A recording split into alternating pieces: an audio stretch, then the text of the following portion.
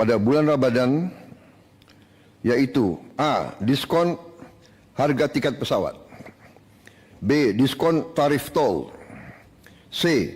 Program diskon belanja, D. Program pariwisata mudik lebaran, E. Stabilitas harga pangan. 5. Paket stimulus ekonomi. A. Diskon tarif listrik, B. PPN DTP pembelian properti dan otomotif, C. PPN BM DTP otomotif, elektronik vehicle dan hibrida, D. Subsidi pajak DTP motor listrik, E. PPH DTP sektor padat karya. 6. Optimalisasi program makan bergizi gratis. 7. Optimalisasi penyaluran KUR. 8. Panen padi terrealisasi secara optimal, di mana sudah ada laporan bahwa produksi beras kita meningkat secara signifikan. Saudara-saudara, juga kebijakan yang mendorong daya saing untuk transformasi ekonomi kita. Yang pertama tentunya program makan bergizi gratis yang diperkirakan akan meningkatkan pertumbuhan di seluruh daerah-daerah di negara kita, karena uang berputar di desa, di kecamatan, di kabupaten. 2. Program ketahanan pangan dan energi berjalan terus. 3. Optimalisasi pengelolaan BUMN kita melalui konsolidasi ke dalam suatu dana investasi nasional, ya, yang akan kita launching tanggal 24 Februari yang akan datang, yaitu Danantara. Ya.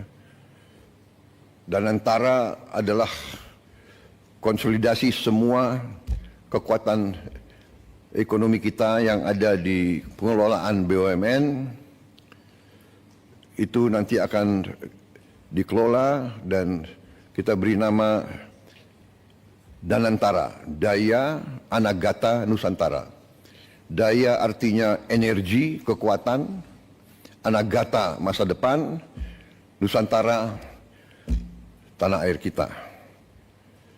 Jadi artinya Danantara ini kekuatan ekonomi, dana investasi yang merupakan energi, kekuatan masa depan Indonesia. Kekayaan negara dikelola, dihemat untuk anak dan cucu kita. 4. Kebijakan FLPP untuk melaksanakan program 3 juta rumah murah, pengendalian inflasi.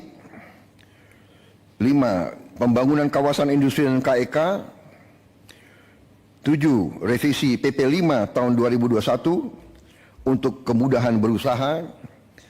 8. Keberlanjutan tax holiday dan tax allowance untuk menjaga iklim investasi.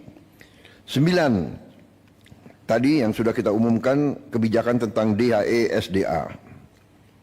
10. Kita akan bentuk bank emas. Jadi selama ini kita tidak punya bank untuk emas kita. Tidak ada di Indonesia. Jadi emas kita banyak ditambang dan mengalir ke luar negeri. Kita ingin sekarang punya bank khusus untuk emas di Indonesia. Insya Allah kita akan resmikan tanggal 26 Februari. Ini saya kira pertama kali ya di publik kita. Kita terus akan perbaiki penghapusan buku tagih utang macet bagi UMKM. Tentunya juga ada kebijakan internasional kita, yaitu bahwa Indonesia bergabung ke BRICS. Sudah dinyatakan bahwa kita diterima di BRICS, ya ini sedang prosesnya, transisinya sedang berjalan. kita juga akan menyelesaikan perjanjian SEPA, singkatan SEPA, Comprehensive Economic Partnership Agreement. Intinya adalah semacam free trade, ya, free trade area, saling menurunkan tarif bagi barang-barang kedua pihak. Kemudian kita juga menjalankan terus pendaftaran kita ke OECD. Yang terakhir, kita juga ingin secepatnya menyelesaikan kerjasama Indonesia kita, Indonesia, Uni Eropa, SEPA juga, Comprehensive Economic Partnership Agreement. Jadi saudara-saudara, demikian hasil daripada ratas hari ini. Padahal ini adalah pekerjaan berminggu-minggu yang dilaksanakan oleh Menko dan semua menteri, dan kita bahas sebetulnya sudah berkali-kali, tapi hari ini kita rangkumkan dan kita putuskan, dan sudah saya tanda tangan peraturan pemerintah tersebut nomor 8 tahun 2025, dan hari ini kita umumkan ke publik. Saya kira demikian, saudara-saudara. Kita bersyukur kita bisa memberi yang terbaik kepada bangsa dan rakyat. Kesulitan pasti ada, hambatan pasti ada, tantangan pasti ada, tapi dengan kerjasama yang baik di antara semua pihak, dengan niat yang tulus, dengan orientasi kita hanya kepada kepentingan bangsa dan rakyat, dan berpegang teguh kepada Undang-Undang Dasar 1945, insya Allah kita akan mencapai keberhasilan. Kita akan menjadi semakin kuat di bulan-bulan dan tahun-tahun mendatang. Terima kasih. Wassalamualaikum warahmatullahi wabarakatuh. Salam sejahtera bagi kita sekalian. Om Santi Santi Santi Om. Namo Buddhaya. Selesai. Terima kasih. Bismillahirrahmanirrahim. Assalamualaikum warahmatullahi wabarakatuh. Selamat siang. Salam sejahtera bagi kita sekalian. Shalom, salve. Om Swastiastu. Namo Buddhaya. Salam kebajikan. Pada siang hari ini, tanggal 17 Februari 2025, baru saja saya pimpin rapat kabinet terbatas bersama menteri-menteri perekonomian Kabinet Merah Putih. Kita telah membahas perkembangan ekonomi. Saya diberi update, saya diberi laporan perkembangan oleh Menteri Perekonomian. Saya sangat gembira bahwa perekonomian kita terkendali, inflasi kita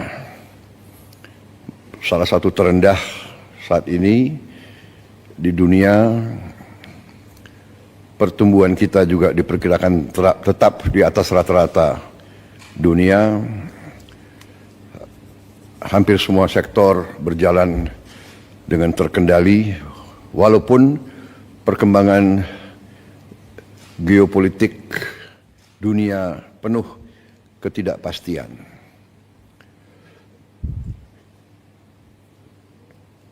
Namun ketahanan ekonomi kita cukup tangguh. Masih banyak tantangan, masih banyak kesulitan, tapi kita mampu mengendalikan. Di bulan-bulan akan datang kita akan lihat semakin kuatnya perkembangan ekonomi kita. Terutama hari ini kita ambil keputusan tentang devisa hasil ekspor sumber daya alam kita. Pemanfaatan sumber daya alam Indonesia harus dioptimalkan untuk kemakmuran bangsa dan rakyat, baik melalui pembiayaan pembangunan, perputaran uang di dalam negeri, peningkatan cadangan devisa, stabilitas nilai tukar. Selama ini dana devisa hasil ekspor kita,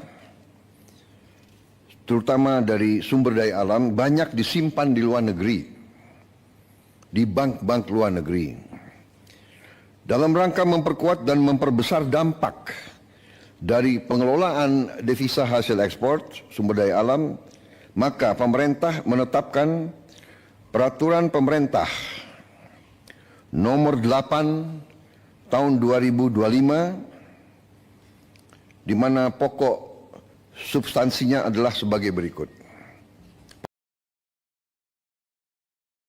Pertama, pemerintah menetapkan bahwa kewajiban penempatan devisa hasil ekspor sumber daya alam dalam sistem keuangan Indonesia akan ditingkatkan menjadi 100% dengan jangka waktu 12 bulan sejak penempatan dalam rekening khusus DHE SDA di dalam bank-bank nasional. Ketentuan ini berlaku untuk sektor pertambangan kecuali minyak dan gas bumi, perkebunan, kehutanan, dan perikanan. Untuk sektor minyak dan gas bumi dikecualikan dengan tetap mengacu pada ketentuan PP nomor 36 tahun 2023. Dengan langkah ini, di tahun 2025, devisa hasil ekspor kita diperkirakan bertambah sebanyak 80 miliar dolar Amerika. Karena ini akan berlaku mulai 1 Maret. Kalau lengkap 12 bulan, hasilnya diperkirakan akan lebih dari 100 miliar dolar. Selain itu, pemerintah juga memberi ruang bagi eksportir untuk tetap menjaga keberlangsungan usahanya dengan mengizinkan para eksportir tersebut menggunakan DHE SDA yang ditempatkan dalam rekening khusus untuk penggunaan sebagai berikut. 1. Penukaran ke rupiah di bank yang sama untuk menjalankan kegiatan operasional dan menjaga keberlangsungan usahanya. 2. Pembayaran dalam bentuk valuta asing atas kewajiban pajak, penerimaan negara bukan pajak, dan kewajiban lainnya kepada pemerintah sesuai peraturan perundang-undangan.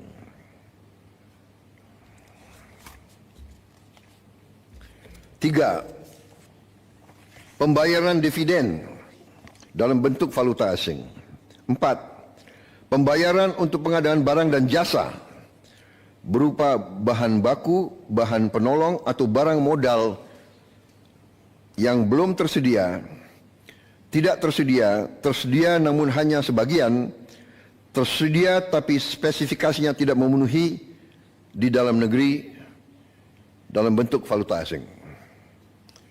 5. Pembayaran kembali atas pinjaman untuk pengadaan barang modal dalam bentuk valuta asing.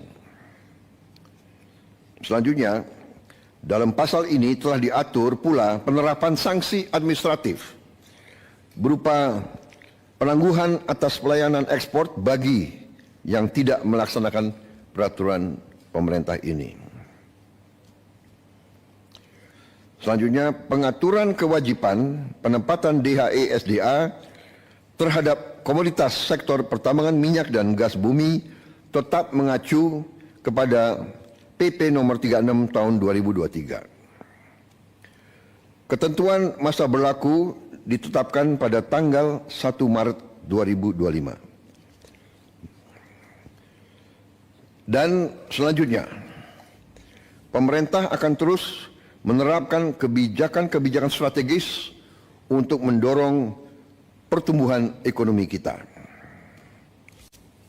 Saudara-saudara sekalian, Dalam kuartal pertama tahun ini, kebijakan-kebijakan yang mendorong pertumbuhan ekonomi, pertama,